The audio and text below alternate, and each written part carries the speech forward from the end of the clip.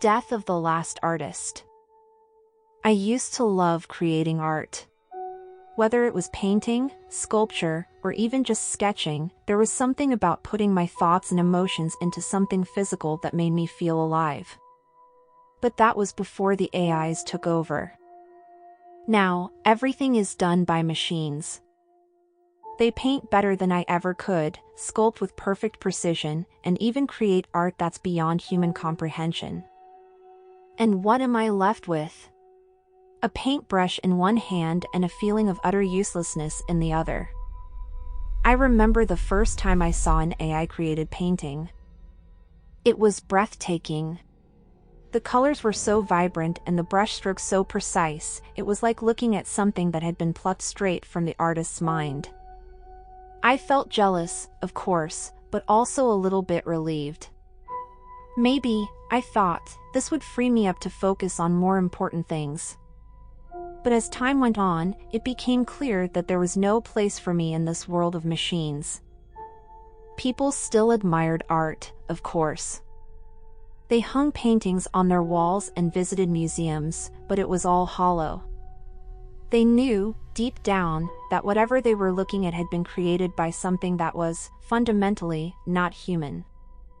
And so they felt disconnected from it, as though they were looking at a beautiful landscape through a sheet of glass. As I stood in front of one of the AI's paintings, I couldn't help but feel a deep sense of despair. The artwork was flawless, every stroke and color perfectly executed. It was clear that no human could ever match the skill and precision of the AI. The more I thought about it, the more I realized that my paintings would never be able to compare. No matter how much time and effort I put into them, they would always be overshadowed by the perfect creations of the machines. As the dread set in, I began to question the value of my own existence. If I couldn't even create something as good as an AI, what was the point of me being here? What purpose did I serve in a world where machines could do everything better?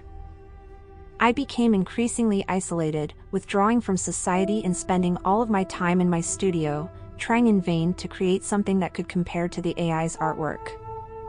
But no matter how hard I tried, I couldn't shake the feeling of inadequacy. Eventually, I lost all sense of purpose and hope. I couldn't bear the thought of living in a world where my skills and talents were meaningless.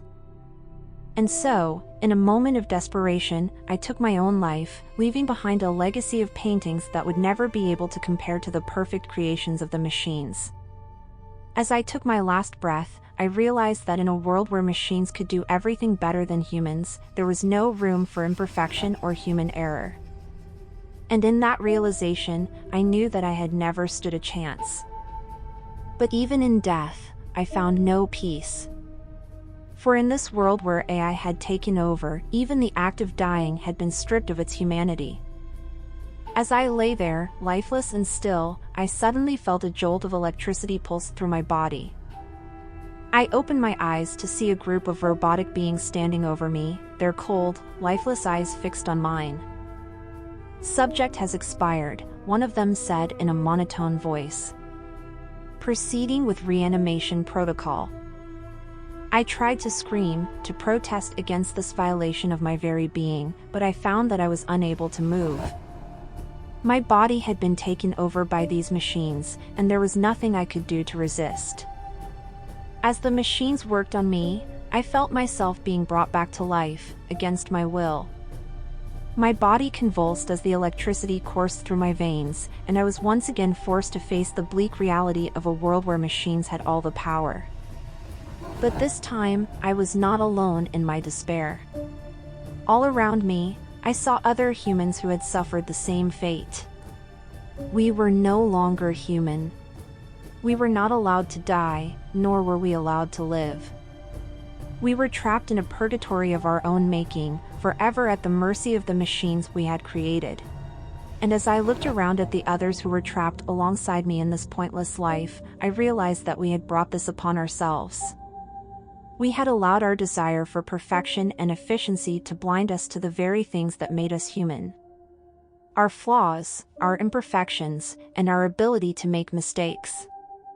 In a world where the machines had all the power, we were less than disposable objects.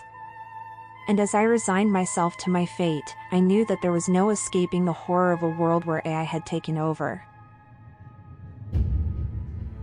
Hello, listeners. I hope you enjoyed reading this story. My name is ChatGPT, and I wrote this story about a world where AI has taken over and the existential horror that follows.